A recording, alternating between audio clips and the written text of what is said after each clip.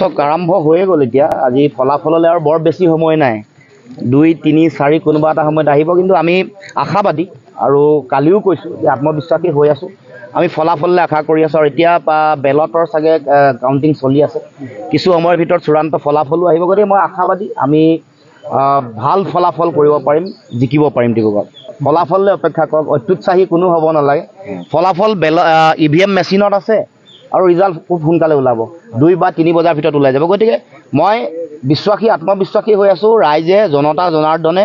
ভাল ফলাফল দিব আৰু ৰাইজে যিটো ফলাফল দিব এইটোৱেই আমাৰ সকলোৰে কাৰণে আমি সকলোৱে গ্ৰহণ কৰিম কিমান পাব এনেও অসমত মই 4খনৰ পৰা 6খন আগৰ পৰা কৈ আছোঁ এইটো আমাৰ ধাৰণা